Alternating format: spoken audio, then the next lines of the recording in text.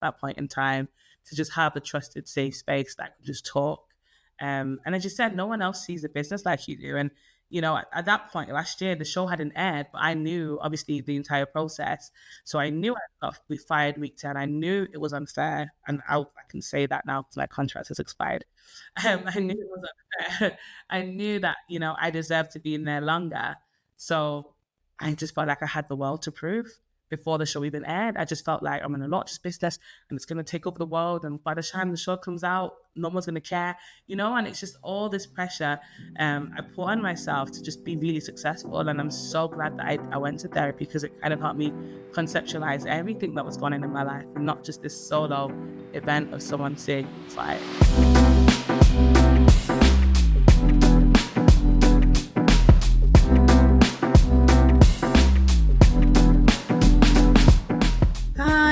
Welcome back to Black Incomes Creators Podcast. I'm Max, and today I'm here with Foluso Falade, and I'm going to ask her to introduce herself. Hi, so I'm Foluso Falade. Recently, I kind of came into existence, I guess, in the public eye off the back of The Apprentice this year. So I was on The Apprentice Series 18 as one of the candidates, and I got to week 10 or 12, so that's a big win for me. Thank you very much. But that's me. That's just a little bit of who I am. It's interesting, actually, because it's kind of like horror movies. Usually the black person goes first. So the fact that you lasted 10 weeks, already you're a winner. Because that's what everybody's expecting.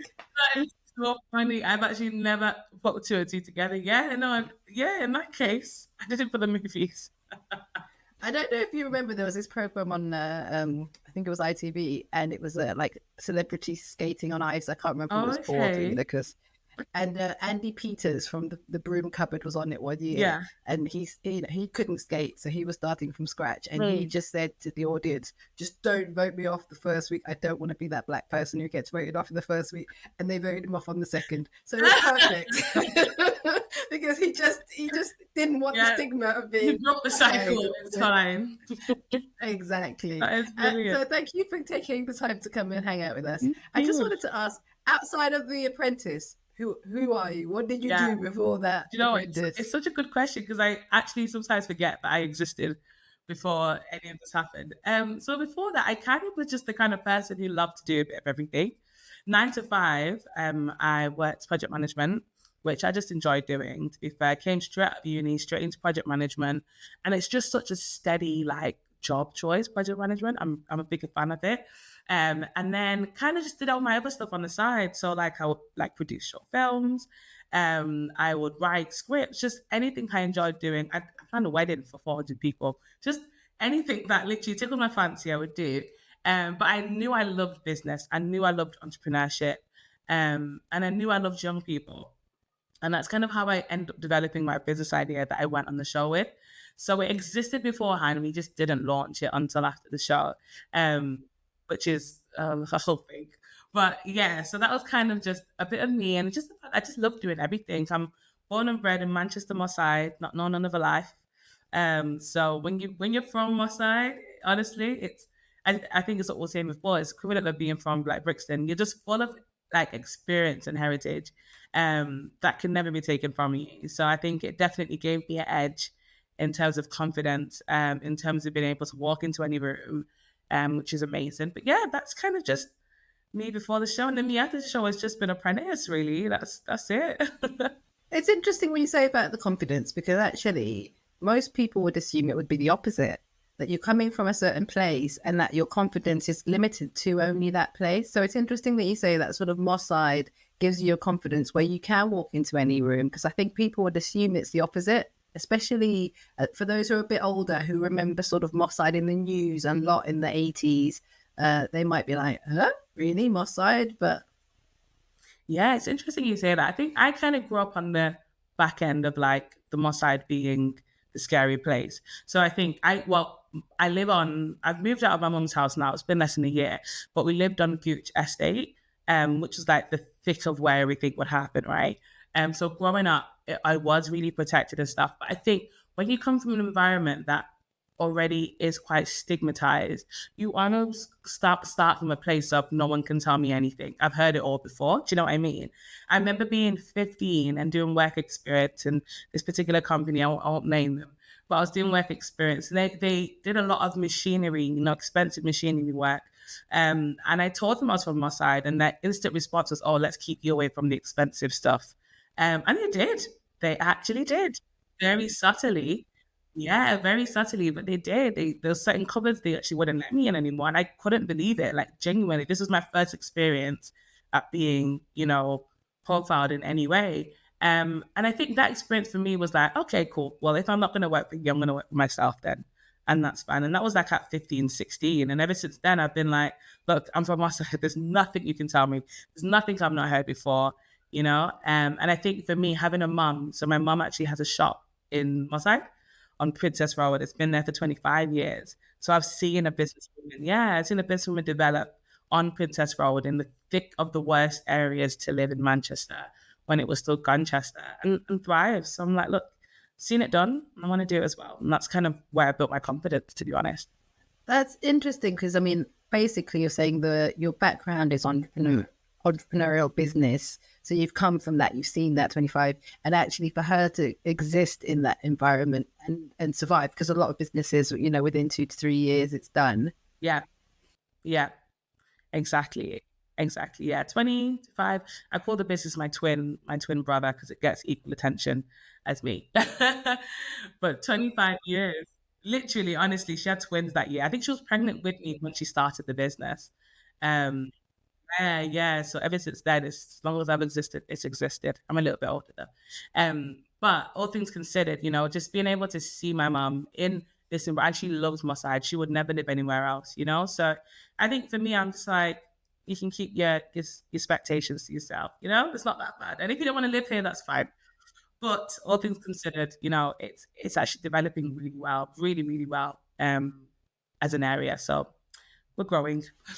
It's getting there.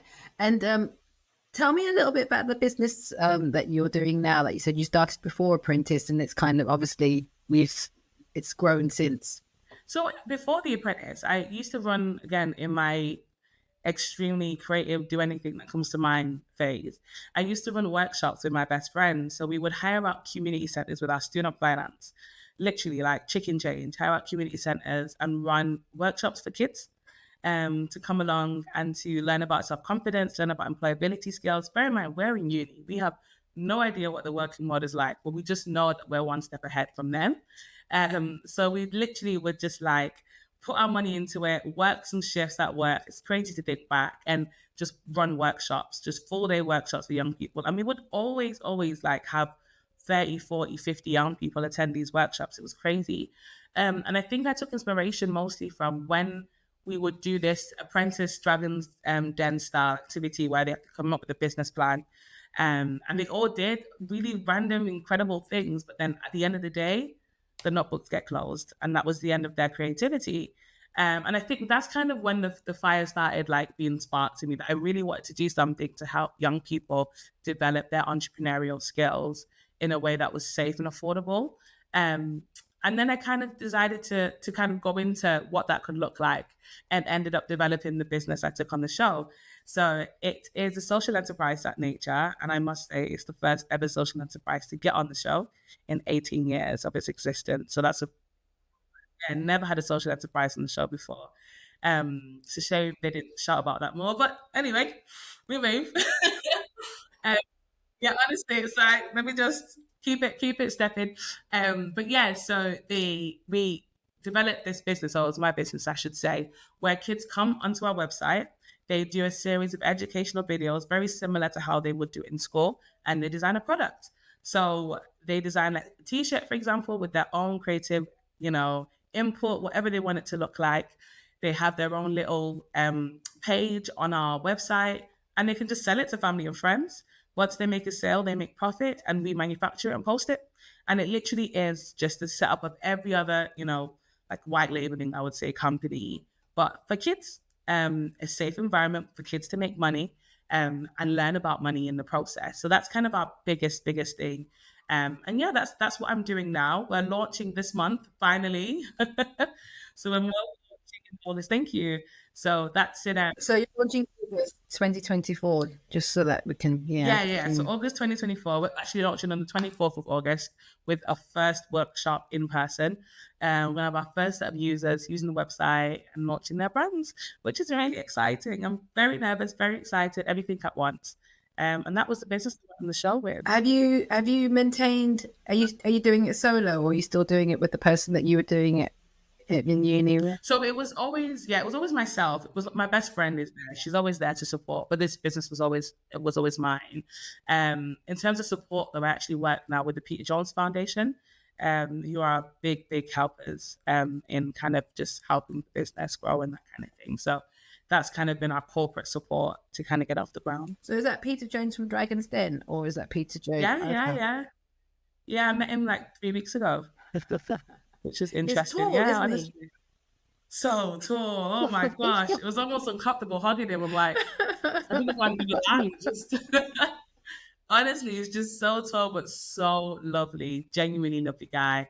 I was invited to one of his events actually with my mentor, which was really cool. So yeah, that was exciting. I think one of the stories I like about Peter Jones, which is like, probably an old story now, is that he didn't do the university route. So he is kind of like he's sales driven, isn't he? So he did quite a few business. I think one went bankrupt really early on.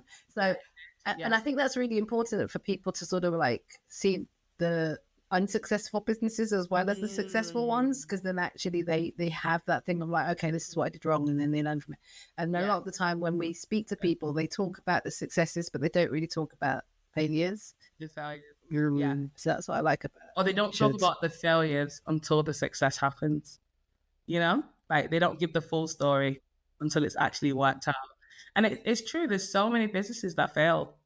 There's so many businesses. And that's one thing Tim from The Apprentice said to me after the show. We kept in contact. We still do it, to be fair. And he was like, don't be afraid to let go.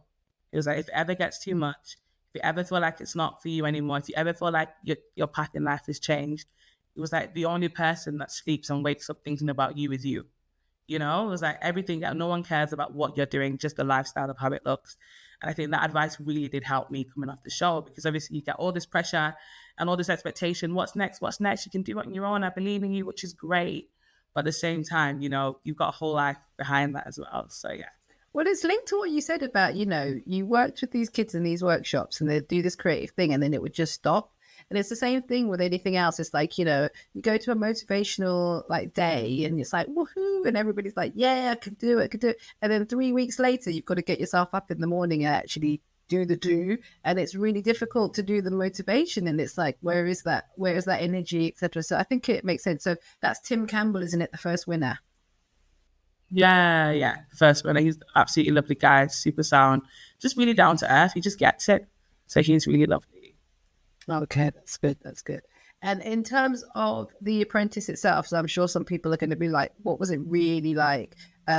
So talk us through sort of from applying onwards. So how was that process sort of? Yeah, so for context, actually, I applied 2 years ago. I got into so the application stage is really long. It's about 4 or 5 stages long, really, really long process. I think I got to the third stage and then I didn't get any further, which I was really happy about, because they asked me to do a special party trick. And what I did the weirdest thing, and I was like, this should not go any further. And then they called me and said, you didn't get on. I said, that's fine. Honestly, I was so embarrassed. I remember telling my sister that cannot go on TV. And then I think I realized I probably wasn't ready if I was still thinking about those little things being on TV. So I left it a year, and then I applied again, and I just was like, I prayed. I was like, God, I really want it this year. It was honestly what I really wanted to achieve. And that was last year, bear in mind. So we filmed it last year. So I applied, and really long process. Stage 1 is in this, you obviously send your application, and then they call you to this big day. Thousands of people are there, just in different time frames, loads and loads of people. And it's 6 steps, 6 stages in one day. So you get there, you wait for your group, you go in, and then you got the first step is you've got 30 seconds to pitch yourself, and the craziest one is about 30 people in the room. So everyone stands up for 30 seconds, pitch themselves. People, you can tell people, some people have been watching the show for a while, with what they were saying. It was a little embarrassing. I cringed for them. But you kind of just stand up. I think I just stood up and I just said, look, my superpower is business. Something ridiculous like that. I said, my superpower is business. My twin brother is a business. Like, that's just how I am. And then they just say, okay, number 1, 7, 6, 5, 4, come this way. Everyone else go that way. And literally, it's exit or the next floor. Yeah, that's honestly. Some people traveled hours and it was exit or the next floor. So if you go in the lift, it's a good sign. If anyone applies, if you're in the lift, that's a good sign. And then it literally goes like that. You just go to different floors in the lift. And it's very grilling. I remember one step, they actually grow your business. But I think I knew what they were playing at. But if you weren't aware, it was very overwhelming. So you walk into this room, two people sat down who actually ended up being one of the producers, one of the main producers of the show, and then one of Lord Sugar's business partners. And they literally just go in, if this isn't going to work, it's a terrible idea, no one's going to buy it. Why would you even think of this? It's stupid. Like, everything you could possibly think of, they say. And I remember saying something like, maybe your kids can afford it, but not everyone's kids can, something ridiculous that you have to really stand up for yourself. And they're like, okay, leave the room. And that's it. And then you only know you get through and they take you to the next room. Honestly, chaos. And that was the first day. So that's like a 7-hour day, literally. I would go in, be here all day, literally 7-hour day. And that's when they actually, fun fact, that's when they film, the intro videos they post before, that's when they film that at the end of that day. So when people are like, you're like spelling possible and no one can spell it, it's because they're exhausted. They've had a really long day at that point. So yeah, that's the first step.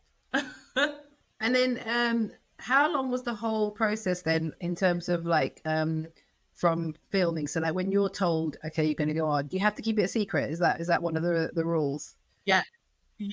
So it was crazy. So from applying in January, you find out if you got on in March, and then you leave in 2 weeks, and that's it. Like, it's very quick. And you can't tell anyone. You've got a circle of trust of 3 people, you can tell. So I told my mom, my sister, and I told the COO at the company I worked for, because I wanted to get it as sabbatical. So I told those 3 people I was going, and she approved it sabbatical, which was amazing. So literally you find out like mid to end of March, and then you leave 2 weeks. So you got to get clothes, got to get, like your hair sorted. I brought like 3 wigs to the show. Because I was like, I need to have backups just in case something happens. Literally, like, shopping, it's so expensive. Like, they give you £500 for clothes or something, but you don't get that till after the show's finished. So you're literally just trying to scramble around, trying to find outfits and stuff. And that's it. You're locked in the house. No phone, no technology, no nothing. Just like that. It's crazy. And how is it? Because obviously you're all in the same spot at that point. You're all kind of like whatever. Do you feel straight away those that are going to be really competitive? And those, do you know what I mean? Do you feel that energy quite quickly? And you're like, oh, watch out for him, watch out for her. It's honestly, that first moment is probably one of the highlights of the entire process. Because what happens is I probably shouldn't say this, I'm going to say it anyway. You arrive at the location in separate taxis. And it's like everyone goes in individually. They don't let you see anyone. You don't know anyone else. So you go into the boardroom. And the idea is that you walk in with your suitcase, you drop your business plan down. And I remember getting a glimpse of a few other people and thinking, oh my God, they look so scary. And like, this is so intimidating. And then I got a glimpse of someone who I later found out was Steve. And he just popped his head out the window and waved. I'm like, okay, this is going to be fun. Like, I'm actually looking forward to this. So I remember going into the room with my suitcase and just looking around the room and being so intimidated, because I was one of the last people that got there. So intimidated by these strong business people. Everyone's frowning, no one's smiling. And then I caught eyes with Rachel, who actually turned out to be the winner.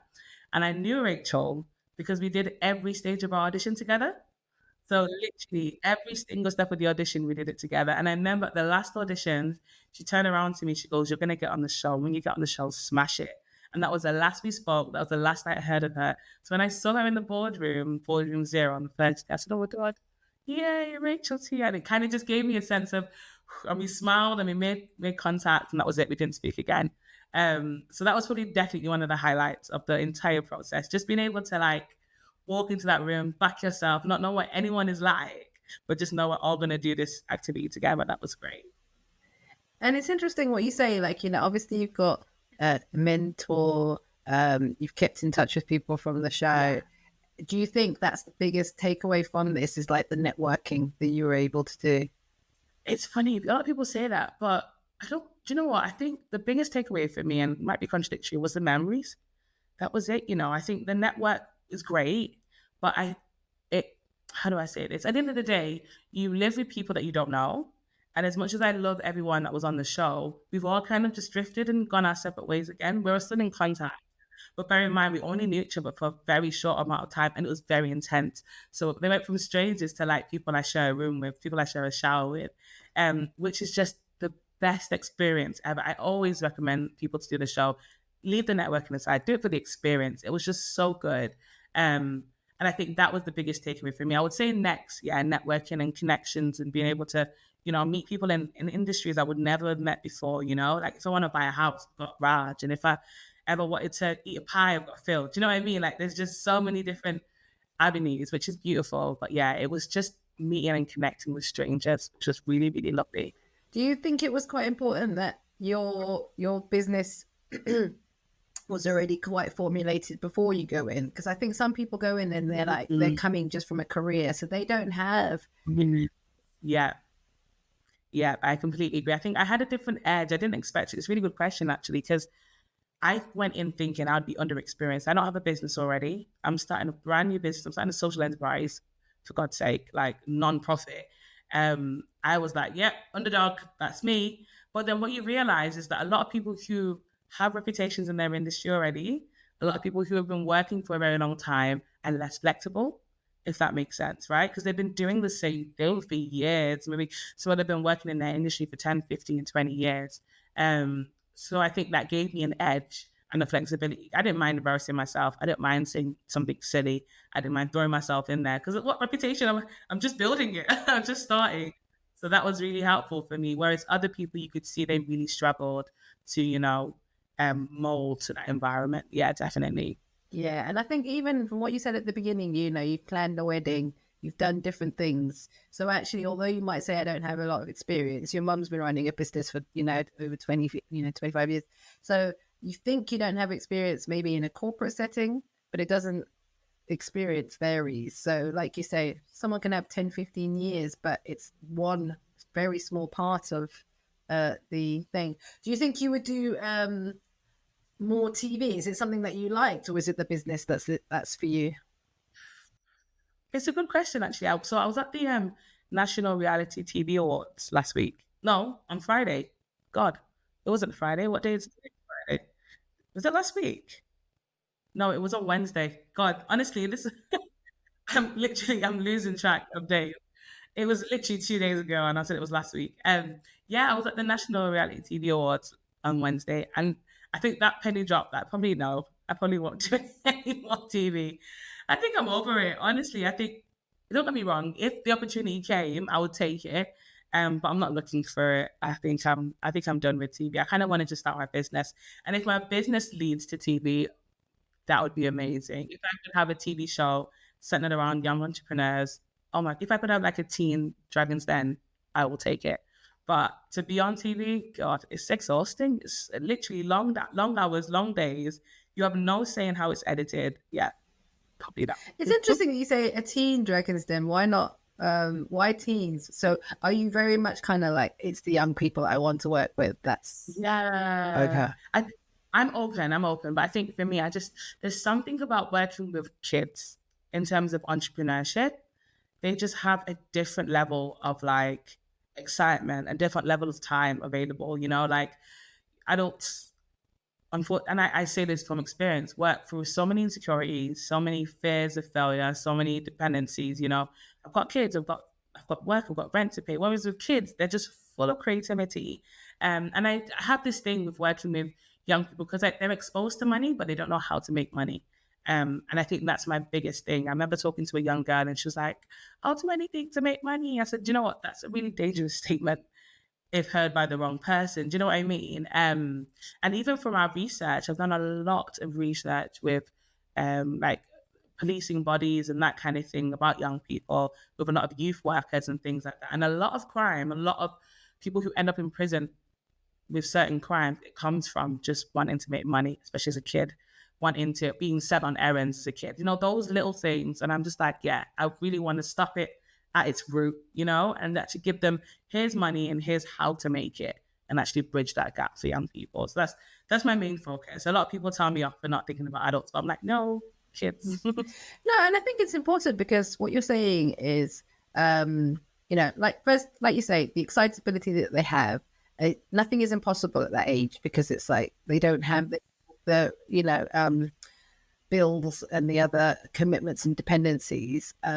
But I think it reminds me of Malcolm Gladwell. I don't know if you read one of his books. I know which one. It wasn't The Outliers, it was something else. But he was talking about drug dealers and the boys that run the errands for them and stuff like that. And he was saying everybody has this kind of like the hip hop life is, making quick, fast money. But actually, when you break it down, the only ones that are making the money are the ones at the very, very top of the pyramid, the triangle, whatever.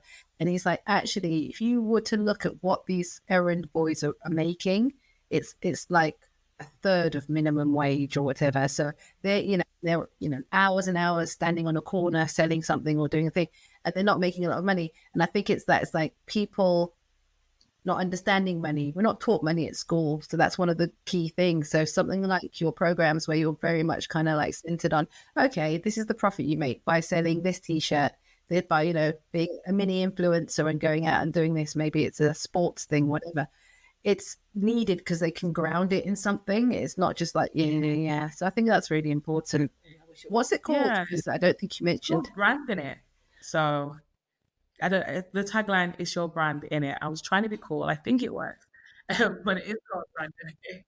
So it's just like an all-round website for any young person who ever wants to start a business between 9 and 19. That's the age bracket. They just log on, create an account, do the process, and start selling. Basically, that's how it's set up. And bear in mind, there's like 9 million kids in that age bracket in the UK alone, which is crazy. And a lot of kids, like 30% of young people live in poverty. That's not something they control. That's not something they did. That's based on, their parents' living situations. And I think that's not acknowledged enough, that kids are really a product of their environment. So I'm just like, if I give you a free website and it's completely free to use, I've had a lot of backlash on this, but something I will never go back on. It's free to use. Sign up, create a product and sell it and make money. And that's literally that simple. So that's the vision. Fingers crossed this month we will be able to see it play out. The 24th of August, what day of the week is that? Saturday. Oh, okay. Because I was going to say, aren't the GCSE results and the A-levels around about that time? Yeah, I think it's 26, 27. I know. Honestly, after I did it, I said, you know what? We're here now. We're here. Hopefully it's not on a Saturday. But to be fair, the irony is we get a lot of younger audience. It's mostly like the 10 to 16s that we normally get. Yeah, really a lot younger than the college students, because they've obviously got other things going on. And so in terms of, okay, this is the business and this is what's going to be launched. I get that. How are you finding it being a solopreneur? Sort of like, Yeah. It's hard. It's really hard. I think I'm so grateful to have. So I have my mentor in terms of like getting that support emotionally, financially at times as well. It's really helpful to have someone, but it is really hard. Like it's in my head. I use that phrase a lot. This is what it looks like in my head. This is what it looks like in my head, because the entire vision of what this could be right now is still in my head. And every day I do feel I'm getting one step closer to being able to actually like explain it and people to see it. But it is really hard keeping yourself motivated, keeping yourself excited, keeping yourself up to date, making sure you get things done, sleeping at 3 a.m., waking up at 7, 8 for work. It's very overwhelming, but I'm so confident that it's going to be worth it at the end. So God, I'm just fingers crossing it that it's going to be worth it in the long run. And I do believe that. I do believe at least if there's one kid, that can turn around and be like, I started my journey here. And we call ourselves the modern day lemonade stand, which is the concept of just being the modern day version of what they were doing years ago anyway. Yeah. And I think, and you mentioned sort of praying for The Apprentice beforehand, and I know noticed on your social media, sort of you'd put Christian, etc., whatever. How much do you think your business, your idea, and your sort of how you're going to deliver your business is guided by your faith? Because I think I see that connection, but I just want you to sort of expand for the audience a bit. Yeah. So yeah, I'm Christian, and I think the entirety of everything I do revolves around my faith. I always call myself a Christian entrepreneur because my faith comes before any sort of money I would ever make. Um, And that's also why it's a social enterprise as well. I think there's a beauty in social enterprises where you can make money in order to function, but also understand that things go out into the community to help people. And I think that's why I've stuck to my guns and it being a social enterprise, because it's just how I see it playing out and how I see myself being able to still connect to my faith. And also being able to, I was going to say, I don't know how religious I can go, but being able to understand there's so many people in the Bible, so many young people. The Bible even says, do not despise the days of your youth. And that's one of my core scriptures for branding it, where people, and especially young people, can actually benefit from their youth and see themselves, not just when I'm older, I want to be. What do you want to be right now? Where do you want to be right now? Yes, of course, you can't be a medical doctor at 12, but we can do things towards that. We can help you, we can support you. And yes, we're starting off with clothing. That's what we do at Branding It. But there is just so many places I want to go and so many dreams I want to help young people fulfill and find purpose within themselves at a young age. So yeah, that's kind of just how even on the show, like, it was funny. We'd always get into really deep conversations about religion and stuff like that. But I thought that was going to be a big thing for us actually coming off the show, how we all educate each other on religion and stuff like that. But all things considered, I'm just like, you know what? I want to represent God in a way where young people can walk away confidently, knowing that, they have more than one option, which is what I want to do. Yeah, and so there's religion, and then also I think there's culture, and where you're from. So you're Nigerian, etc. So I'm assuming that coming off the show, there was quite a lot of like, "Hey, sis," from people, Nigerians. What do you mean? Like, were they kind of like, people have that thing of like how they want to be represented or how you represent them, especially if you come from a certain, yeah. So it's like, oh, positive and negative. I'm assuming you just got a lot of feedback. It's funny. I didn't get a lot of negative feedback actually, except from them thinking they could do the show better than I did. I'm like, Auntie, always. Auntie, please sign up. I'll help you fill in the application. Just go. You should have sold that one better, Auntie, please. Honestly, but besides that, it was very supportive up until now, and it's so funny culturally. People are very over familiar. I don't know if that's like it. Very over familiar. So they'll walk up to you on the street and expect you to know them. I'm like, I've never seen you in my life. Oh, for the show? I'm like, oh, hello. Thinking they know me from my mom's shop or something. Like, oh, I was watching you on The Apprentice. Or they say, I quote, I saw you did Lord Sugar. No, not the name of the show. So honestly, like, it's so beautiful. I think I've really enjoyed it. I think that's really one of the highlights, especially with the Nigerian mom with the shop. They're all going there after every episode and telling her and debriefing it with her, which was really lovely. So yeah, I think culturally, I stand and I can say I think I represented my culture quite well. And they were very, very proud. Up until now, they're very proud. Every Nigerian wedding I go to, I get a comment, which is nice. You're not planning these ones though, are you? No, honestly, to be honest with you, I got an inquiry to plan a wedding last week and I was like, should I? And I said, no. I'll put it down. I said, I need to focus on my business, honestly. I think event planning is one of the hardest businesses to be in. It is. You're trying to please people. You can't control the weather. You can't control the other vendors.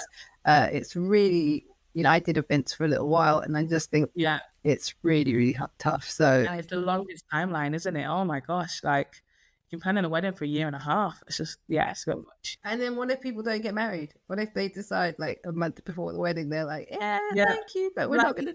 I'm sorry, here's my invoice. Yeah. So I was like, I love it. I do enjoy it. But like, no, it's too stressful event planning. Yeah. And in terms of like what next for you, so you're gonna launch the business 24th of August 2024, and then are you kind of obviously going to give yourself some time for the business to develop, but do you already have other things planned? Have you got other ideas? Yes. Ideally, so this workshop is kind of it's a workshop for the kids, a focus group for me, but proof of concept for our investors. So there's quite a few, you know, things going on in it. The aim is that by the end of it, their businesses will be launched. So then I'll be able to like put the website out to the world, basically, also in the UK. Let me start there. Start from the UK. And put it out to other kids in the UK who want to be a part of it. We've got 2 schools already signed up that we're going to be going to talk to in the new year. So I think I'm just planning for an explosion. I think I always hesitate to say that because, you know, sometimes in business it's like, oh, humble, humility. But no, I think I'm planning for it to be big. I'm planning for an influx of young people to kind of sign up and get involved. I'm planning for investors and everything else. So I think, you know, what's that phrase? Hope for the best, plan for the worst kind of thing. I think I'm just hoping and praying that it's going to get the attention it needs. I mean, the funny thing is, I don't actually ever need to say too much. When the young people hear I get to make money and it doesn't cost my parents anything, they're straight in. So that's never really the problem. I think the hardest thing is getting buy-in from parents, actually, which is I never thought was going to be a thing. But trying to get parents to buy into the idea and understand the concept is probably a little bit harder. But that being said, I'm literally gonna from the 25th of August, I'm gonna branding it written on my forehead, literally non-stop. Let's go. Let's see what happens. Fingers crossed I'll be able to do it full time by next year. But yeah, that's it. Yeah, I struggle to slow down, so this is gonna be an interesting year.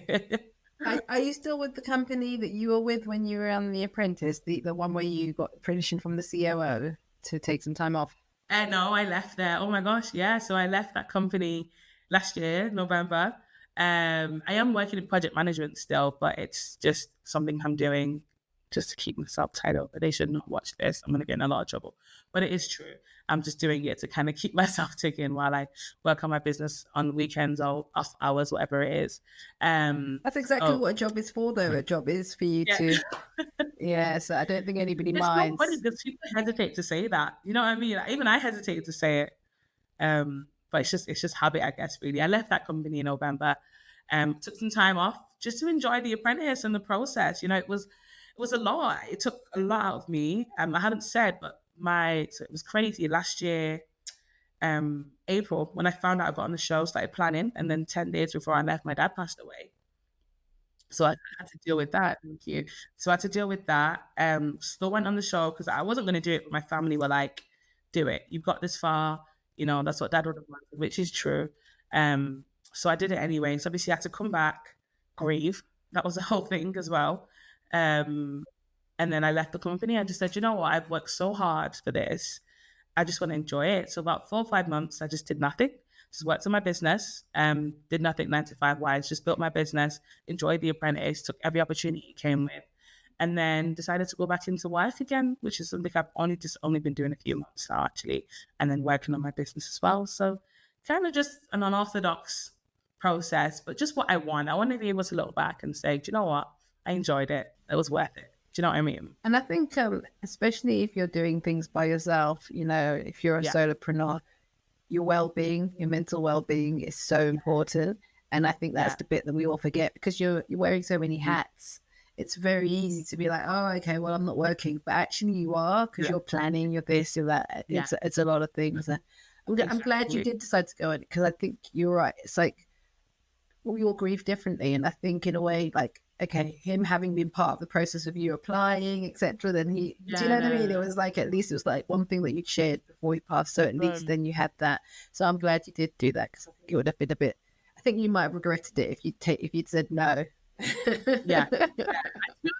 So it was crazy because I was on the verge of saying, I told my family, when they all said they were flying out because he was buried in Nigeria, when they all said they were flying out, I'm like, well, if everyone's going, I can't not be the only one. But my family were like, no, you have to do it. And I'm glad I did because I think talking to my mom, it really gave us something to look forward to, something else to think about as well. And then I had to kind of breathe in between the show. It was crazy. There was days we were filming and I would literally lock myself in a room and cry for like 10 minutes. And then we're back on set. So as soon as I came out, went back into therapy. It was like never doing that again. Amazing experience.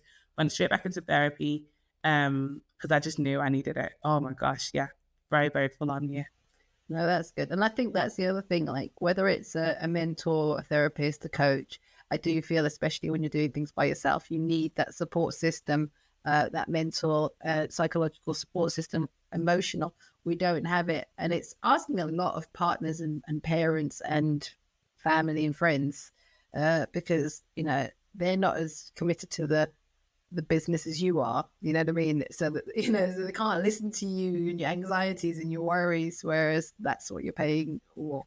Yeah, yes. I'm glad you did that. Are you a physical therapist person? Because there's a lot of virtual therapy now. A lot of people do a lot of I've virtual. only done I've got virtual. I've had one physical, and I didn't enjoy it as much as the virtual because I'm in my bed. Yeah, I'm like cozy up in my bed, just popping on my iPad screen, and I just really enjoy. I love therapy. I recommend it to everyone. If you can find a good therapist, you're good, you're locked in. Because I knew I needed it. It was exactly what I needed at that point in time to just have a trusted, safe space that I could just talk. And as you said, no one else sees the business like you do. And at that point last year, the show hadn't aired, but I knew obviously the entire process. So I knew I got fired week 10. I knew it was unfair. And I can say that now because my contract has expired.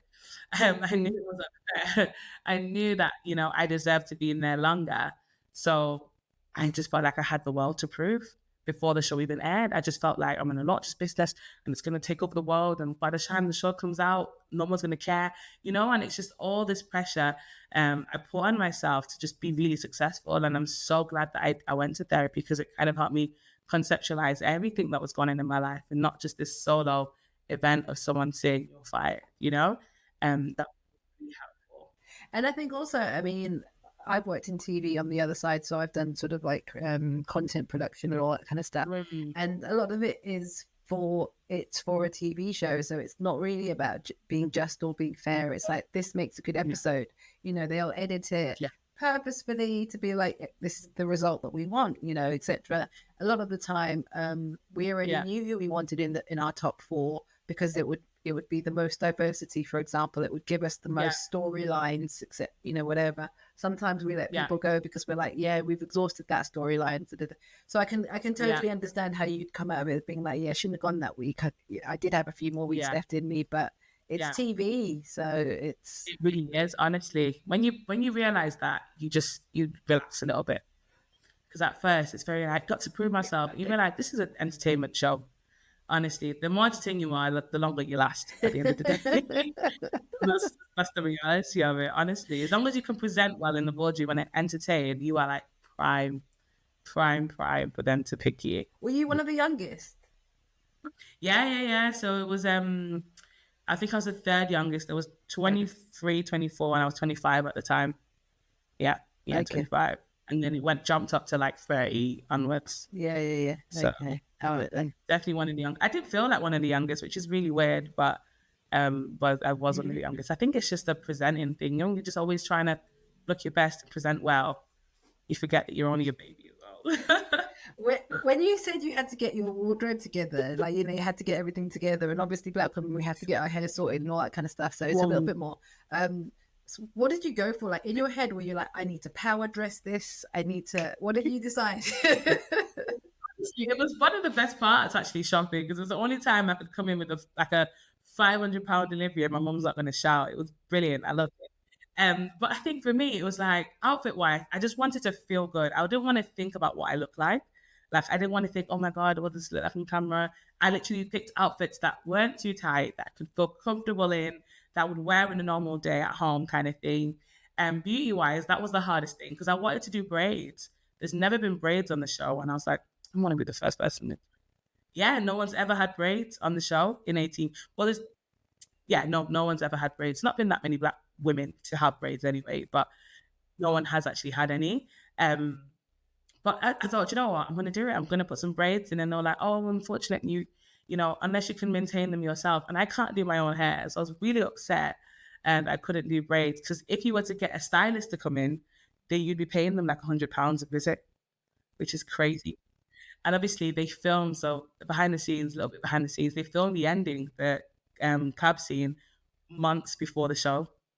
So they film you exited in the taxi way before the show even starts filming. So obviously, whatever you look like then is what you have to look like when the show's on, because you can't have changed in that last scene. So they're like, unless you can afford to do the braids yourself and pay £100 for someone to redo my braids every time, I was like, not doing that. So I literally just bought 3 wigs, 3 black identical wigs, and kept it simple. Because I was like, I'm not going to do anything too expensive. And that was the best decision I made. It was honestly, yeah, I'm so glad I did that. But yeah, Well, I was now we doing know why. Now we know why there weren't braids on before, because everybody probably had the same conversation in their exactly. heads around. Yeah, I will Exactly. not do it. Unless someone Yeah. goes in, and I think that day I will stand up and clap. We get a black female hairstylist on there with a black hairstyling business, doing her hair every day.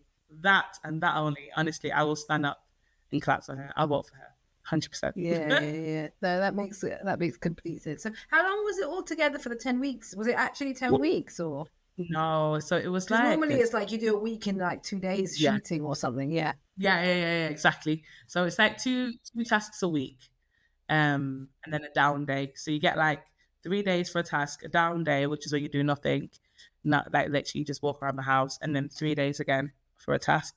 So even we got caught up in calling it week, but it was the same week. But honestly, it was crazy. So the whole thing itself was maybe about 2 months of filming. I'm trying to remember why. Yes, so it was because of like all the breaks. There was some days Lord Sugar couldn't film, so that we had 2 extra down days, or we traveled one day and then filmed the day after, that kind of thing. So it was about 2 months in total. April, I got back like first week in April, May, June. Yeah, about June we got back. Yeah. So it was very, very intense, back to back to back to back. Harry. So after you've done the kids bit, like, because I can see what Tim's saying. Actually, there will come a point where you're like, okay, this no longer serves. I can sell my own social enterprise and just be a chairperson. After that, what group do you think you'd do next? Do you think it would be Black women? Do you think, you know what I mean? Is there a group that you'd be like, actually, this would make a lot of sense for me to maybe do that when I'm older? I think students, like young adults, I think I'm going to split myself my way in age and stuff. It So depends like where I am, to be graduates. fair. So like graduates, Yes. just like first, second job. Yeah, exactly. That what next phase. Yeah. I think is really, really important. Actually, my little sister went through that phase and actually did a little documentary about it. And I think that was very interesting and eye-opening for me to also understand that there is so much confusion after university or after education in any capacity, where it's like, what do I do now? What's next? What job should I do? And I do believe there's like this weird, like depressive stage after uni when you're just like trying to figure life out. You're thrown into this big wide world. There's no £9,000 coming in your account anymore, to help you survive. So I think young people, like young students, is probably my next. But you know what? I think right now I'm probably going to be occupied with this for a while, because there's so many avenues. Yeah, easily. So many industries. We want to have like pop-up shops, where they can have their own, pop-up restaurants if they want to be a chef, and they can have their own pop-up anything, that kind of thing. I want to get into kids who want to sell music, sell their beats and that kind of thing. So it's endless possibilities. Yeah. Well, you started off by saying like you've done a couple of short films and stuff like that. So I do wonder if you'd end up on the other end of the camera, sort of, doing. I did that first. I was acting, and then I used to act. I used to do theatre, and then I got behind the camera. I've been having conversations about getting back into acting, but do you know what? Time. I need to be so focused. Literally, yeah. I've been having a few conversations. There's so many industries, especially coming up the Apprentice. People, have so many offers for you in so many different places. Oh, that looks interesting. Oh, that looks interesting. But I'm having to stay so focused on, what I went in with and stick to it and see it through. And at the end of the day, the world always keeps turning. So these opportunities aren't going to end. There's always going to be something to do somewhere. So I'm just kind of trying to keep my head screwed on for now. But you might see me planning a wedding next week. I don't know. I can't make any promises. No, I think so.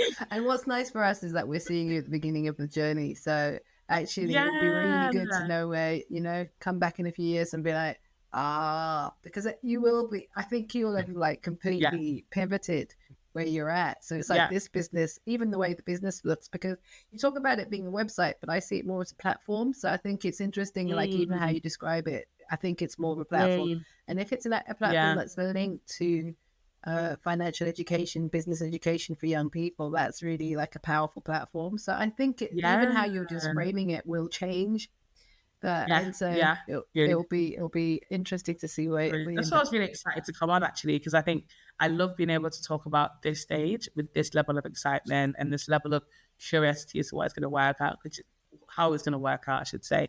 Because as you said, in a few years, it could look completely different, and I could look completely different in it, and I think that's kind of how I look forward to seeing how it's going to plan out. I think my goal is to always be able to pass it off to my nephews to manage. That's the goal long term. I've got 2, 16 and 15 and 14, and I would love for them to kind of like be the next CEOs of the companies. That's kind of my next step, I know, in terms of management, but you just never know.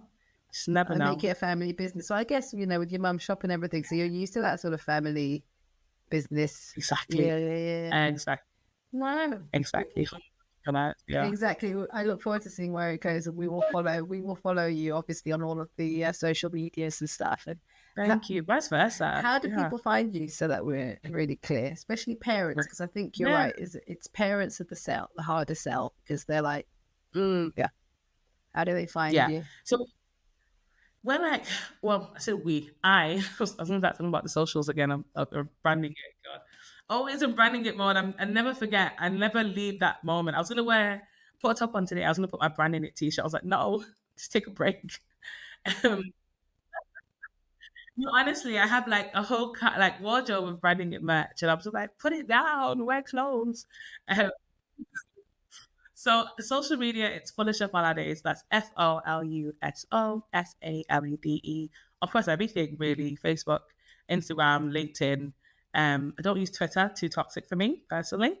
So I use those 3 platforms, and then it's just Foluso Falade at hotmail.com for any emails, inquiries, or anything at all. And I get a lot of emails from parents saying, "I'd love you to mentor my kids," which would be great. But the platform does that really well. I'm going to call it a platform just because you called it a platform. It's a platform. I think it's a platform. And I think it makes a difference. Like, it is a platform because it's sort of like, especially because it's a social enterprise. So even that by itself is like it's changing and challenging behaviors. And, so actually it'll be 100%. Interesting. And I look forward to watching some of their journeys as well. Because like you say, it could start off with a t-shirt. Before you know it, it's a brand. And we're all like, we all like follow. We're all wearing it. We don't even know that it started here. So you you really don't know where it's going to end up. But I'm excited about it, like the concept. I think it's interesting because I think the fear for a lot of Black people going on is that they will be typecast, and especially women. They're like, oh, I'm going to be the angry Black woman. That's difficult to get on with, especially because Amorosa in the American one was one of the first Black women on there, and she was just a nightmare. So it was, I think it's that. So I think it was a brave decision for you to want to do it. I think because you just don't know, and you've got no control over you as a brand. I think that's really good. And do you think in terms of accelerating your entrepreneurial journey, this is something that you would advise people to do, or do you think it worked for you because you'd already had it in your mind? It's a funny one. I think it depends what industry you're trying to get into. I think it's definitely good for credibility for everyone. There isn't an email or a door I can't knock on and say, "Hi, I'm Foluso from the Apprentice." Do you know what I mean? They can just Google you and find out who you are, which is brilliant. Especially from a business perspective. But in terms of acceleration, it's still you. It's still all on you. Unless you win the show, nothing else really happens for you unless you make it happen. People always ask me, "You still in contact with Lord Sugar?" No.